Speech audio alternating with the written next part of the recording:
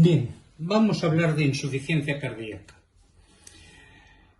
El concepto fundamental de la insuficiencia cardíaca radica en que no estamos hablando de una enfermedad, estamos hablando de un síndrome al que se llegan por prácticamente todas las enfermedades del corazón. En la insuficiencia cardíaca el corazón no es capaz de cumplir las demandas del organismo, no puede aportar la sangre que el organismo le exige, o si lo hace con una presión excesiva. A los americanos no les gustan las definiciones, porque siempre hay situaciones donde una definición no es verdaderamente operativa. Así que ellos prefieren clasificar a las enfermedades y definirlas en función de los llamados criterios. Si cumples con los criterios, tú tienes esa enfermedad aunque no cuadre con la definición oficial. Los criterios son los llamados criterios de Framingham, un estudio epidemiológico muy importante que se realizó en una ciudad. Los criterios se van a dividir en mayores y en menores. Un criterio mayor es aquello que solo se presenta en el cuadro en que estamos estudiando en ese momento, que es muy raro en otras patologías. Y un criterio menor, en cambio, es aquel signo o síntoma clínico que puede aparecer con frecuencia en otras patologías. Pues para los americanos, tener insuficiencia cardíaca es cumplir o con dos criterios mayores de Framingham o con un criterio mayor y dos menores. Estos son los criterios mayores y son lo más representativo de la clínica de la insuficiencia cardíaca. La disnea paroxística nocturna, la ingurgitación yugular, son conceptos que nunca se pueden dejar de asociar con insuficiencia cardíaca. El edema agudo de pulmón y la cardiomegalia también. El reflujo hepatoyugular es este síntoma que veremos luego en la insuficiencia cardíaca derecha, por el cual el paciente, al estar tumbado boca arriba, al estar en decúbito supino y comprobar que las yugulares están más o menos vacías, apretamos el hipocondrio derecho, apretamos la zona del hígado y comprobamos cómo se llenan esas yugulares. Eso es el reflujo hepatoyugular. Después tenemos cosas más raras. Los estertores crepitantes se pueden asociar con muchas patologías, pero en enfermedades cardíacas solo nos están indicando una insuficiencia cardíaca izquierda. El aumento de la presión venosa central casi siempre se asocia a una patología cardíaca. Es cierto que se puede asociar a una patología pericárdica, ¿no? A una patología como el taponamiento cardíaco, pero casi siempre tiene un origen de insuficiencia cardíaca. La presencia del tercer tono, ruido o sonido cardíaco, que ya hemos descrito en sesiones anteriores. Todo eso podemos decir que engloba la clínica de la insuficiencia cardíaca, esencialmente. Hay un elemento que se escapa, que es el último. Este criterio mayor nos está revelando la existencia de una retención de líquidos importante. Significa que cuando le damos un tratamiento adecuado, parte de esos líquidos son eliminados por vía renal y se produce una pérdida de peso. Una pérdida de peso de más de 4 kilos al instaurar un tratamiento de insuficiencia cardíaca nos orientaría directamente a la presencia de esa insuficiencia cardíaca. Repito, para tener insuficiencia cardíaca hace falta tener dos. Si tienes más claro todavía. O uno, siempre que tengas los criterios menores. Perdón, que he ido para atrás. Los criterios menores ya aparecen en más patologías. Edemas maleolares, tos nocturna, disnea de esfuerzo, hepatomegalia, derrame pleural y taquicardia.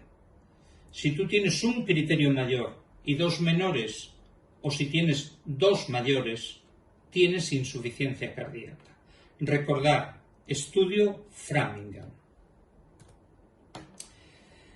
Como os decía, la insuficiencia cardíaca no es una enfermedad, sino que es un síndrome.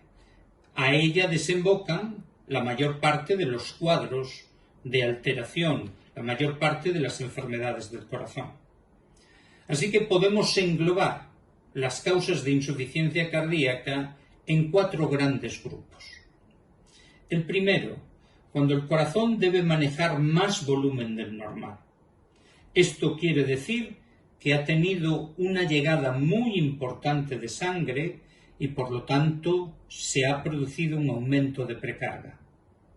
También puede deberse a comunicaciones anormales entre los ventrículos o entre las aurículas, CIA y comunicación interventricular. Incluso puede deberse a una situación de insuficiencia valvular, donde la sangre que pasaría, imaginaros, de arriba abajo, de la aurícula derecha al ventrículo derecho, al no cerrarse bien la válvula auriculoventricular derecha, la válvula tricúspide, cuando se empezara a contraer el ventrículo derecho, subiría para arriba. Y entonces estaría constantemente moviéndose esos volúmenes dentro del corazón sin ser expulsados al exterior. Esto sobrecargaría el corazón.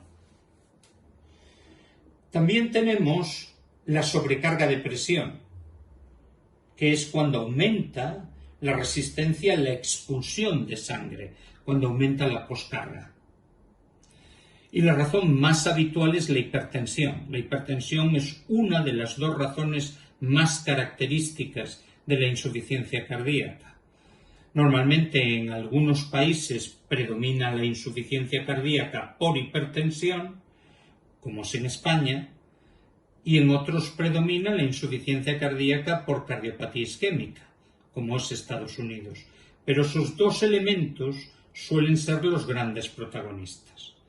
Pues la insuficiencia cardíaca dificulta el bombeo de sangre y por lo tanto el corazón se tiene que esforzar más y acaba deteriorándose.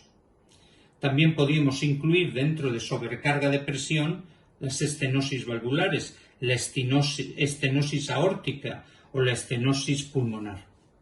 Normalmente generan las mismas implicaciones que una hipertensión arterial. El tercer motivo es que falle la contractilidad. Este motivo puede deberse a que hay una enfermedad en el corazón que le impide contraerse bien, como es la cardiopatía isquémica, o a la presencia de tóxicos o de drogas o de sustancias de consumo frecuente, como es el alcoholismo.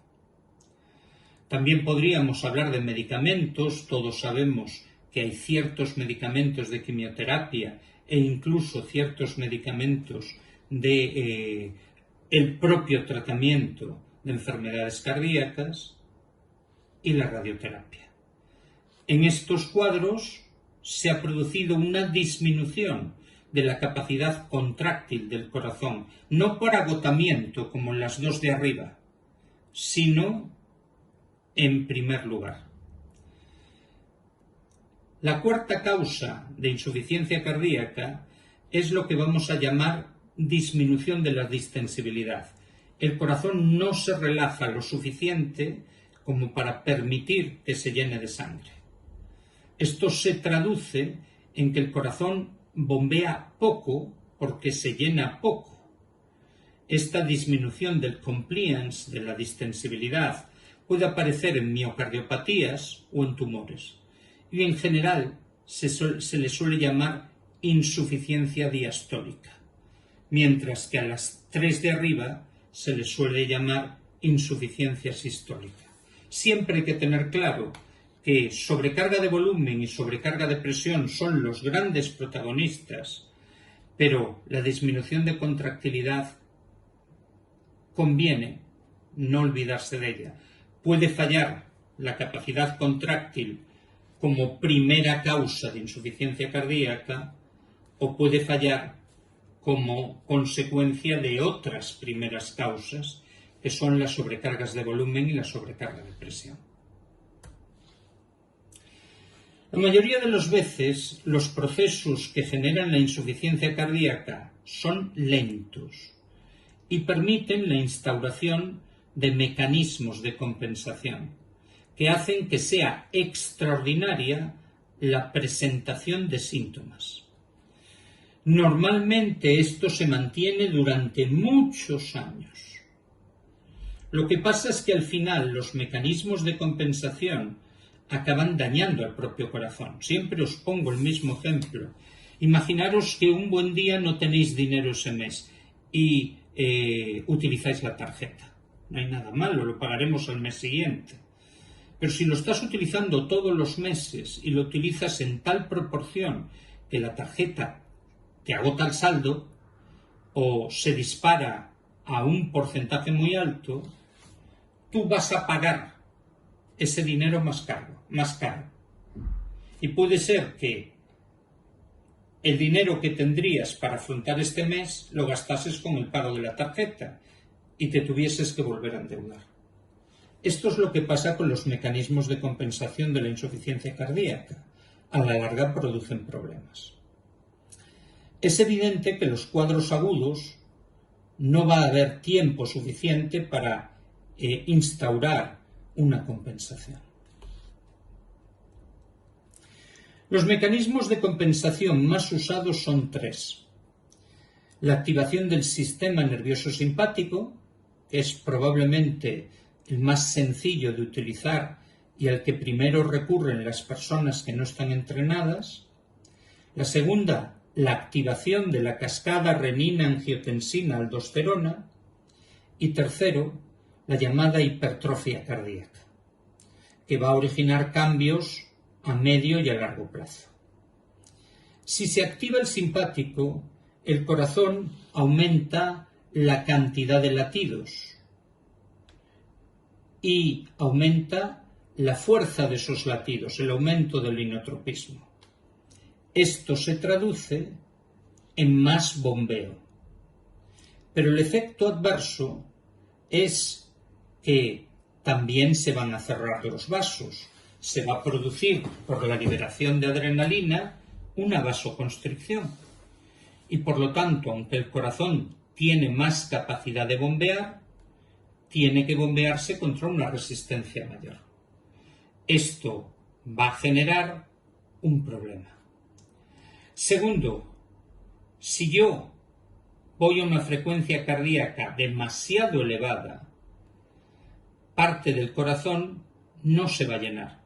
Si yo tengo menos de medio segundo para llenar el corazón y de repente me limitan ese tiempo a una décima parte de un segundo, no voy a poder llenarlo de igual manera.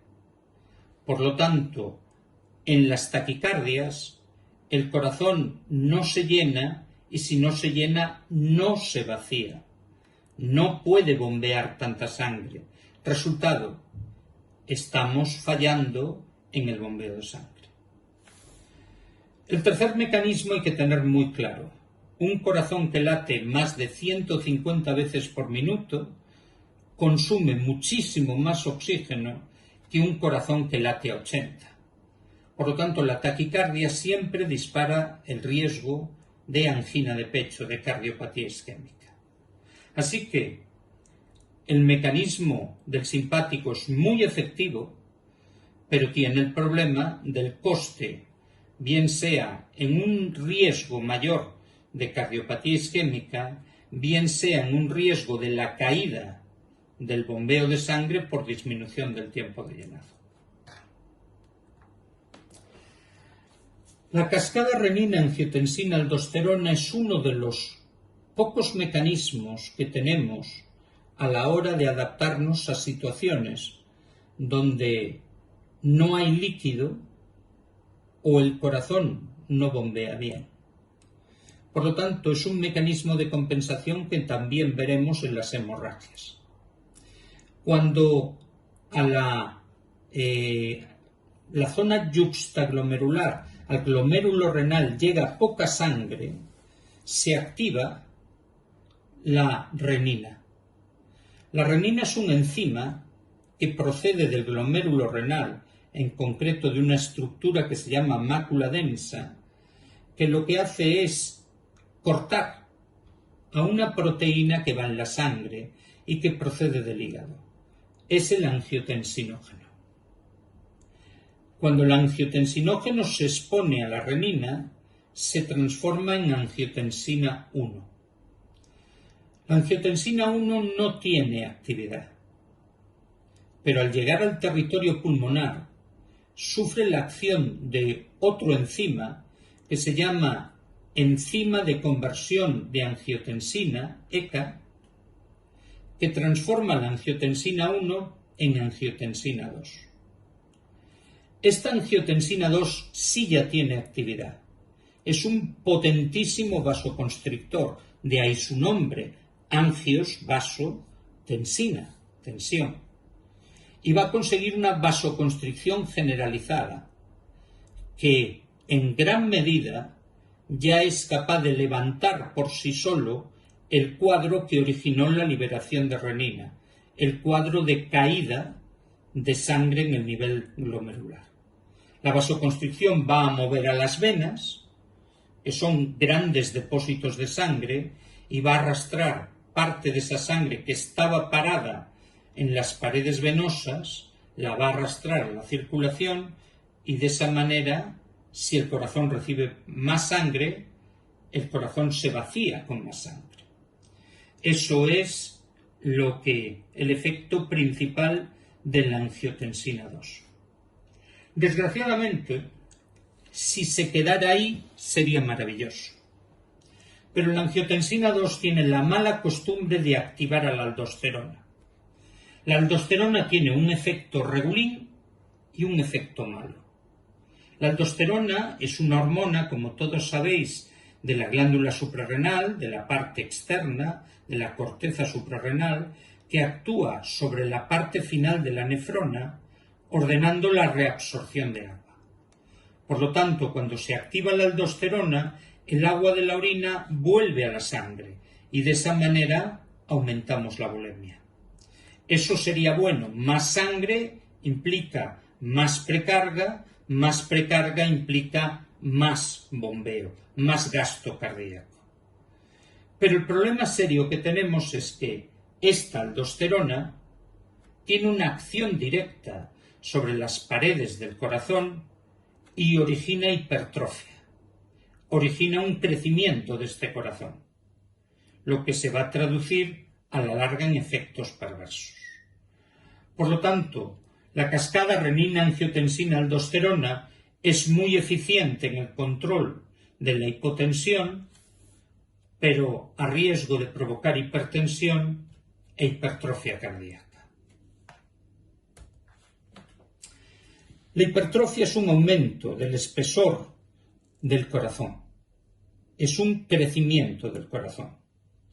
Lo puede hacer a expensas de la pared, aumentando el tamaño de la pared muscular, o lo puede hacer a expensas del aumento de la cavidad, sin tocar las paredes. Cuando aumenta la pared, tenemos lo que se llama una hipertrofia concéntrica.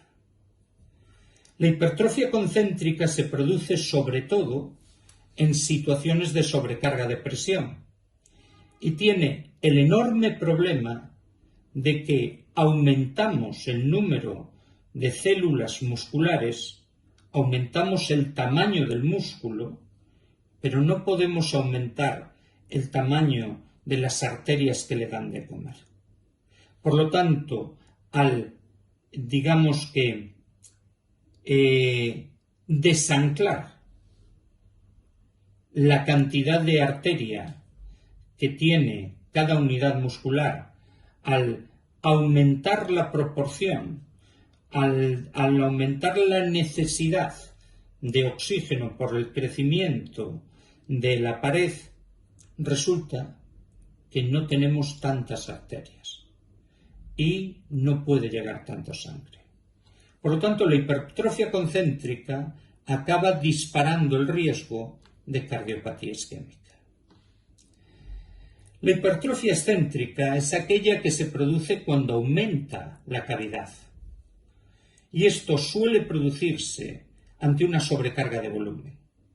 Ante la necesidad de aumentar el tamaño de la cavidad para manejar adecuadamente ese retroceso de sangre que está siempre volviendo a la posición de origen, tanto sea por una comunicación interauricular como una comunicación interventricular, como una insuficiencia valvular, lo que hacemos es hacer al corazón más grande y esto conlleva dos problemas. Al hacer al corazón más grande a costa de la cavidad, llega un momento que la estructura de las válvulas, que no está pegada, no tiene ningún tipo de dispositivo de sujeción en las paredes musculares. Al crecer el corazón, las paredes musculares se separan y la válvula cae al fondo del ventrículo. Esto es lo que llamamos prolapso valvular y es una emergencia total, con muy mal pronóstico. Lo normal es que palmes. Esto es crítico. El corazón ha tenido que crecer tanto que cualquier tipo de estudio lo habrá detectado.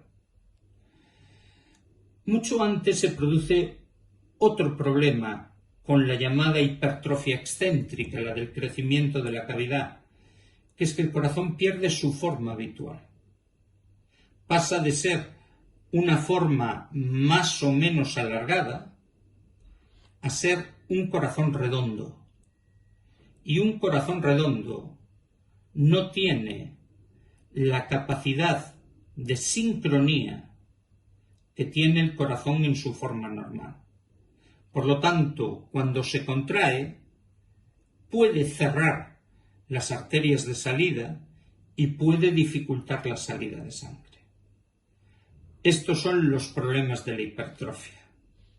Tanto la hipertrofia, sea concéntrica o sea excéntrica, como la cascada renina-angiotensina-aldosterona, como la activación del simpático, son capaces de compensar a la patología que genera la insuficiencia durante mucho tiempo, pero a la larga acaban agravando el estado cardíaco y acaban haciendo más dramática la situación del corazón. En este proceso de compensación, que repito, a largo plazo siempre es una batalla perdida, tenemos un elemento fundamental, que son los factores precipitantes. Son elementos que van a generar un desequilibrio en el corazón que está compensado. Van a provocar el fallo de la compensación y van a generar la presencia de clínica. Los factores precipitantes siempre fueron tradicionalmente las arritmias y las infecciones. Siempre tuvieron esa importancia. El infarto y la valvulopatía, pues también tienen importancia, pero estadísticamente son muchos menos. Normalmente las infecciones respiratorias son responsables de la mayor parte de las descompensaciones mortales. Y las arritmias y los infartos eran los responsables de las descompensaciones más agudas. Estos dos casi siempre acababan provocando una insuficiencia cardíaca aguda, brusca, de golpe, sin aviso. Pero en los últimos años se ha descubierto que el precipitante más frecuente en la mayoría de los casos es el abandono de la medicación. el dejar de tomar la medicación durante mucho tiempo. Mucho tiempo puede ser una semana, puede ser 2, porque no tengo dinero para comprarla, porque se me ha olvidado en casa y no tengo receta, o sencillamente porque creo que como llevo tanto tiempo bien de tensión, pues puedo prescindir de ella. El abandono de la medicación es actualmente el factor precipitante más importante, destacando sobre todo en aquellos cuadros donde la clínica se presenta de forma más lenta, más larvada, más crónica. Entraríamos también en factores precipitantes: excesos de ejercicio, excesos dietéticos, consumos de drogas, la cocaína y sus extrasístoles, y el tromboembolismo pulmonar agudo. Los factores precipitantes son los que descompensan a un corazón compensado, y son siempre pregunta de examen, infecciones, arritmias y abandono de medicación. El más frecuente de estos 3 es el abandono de la medicación.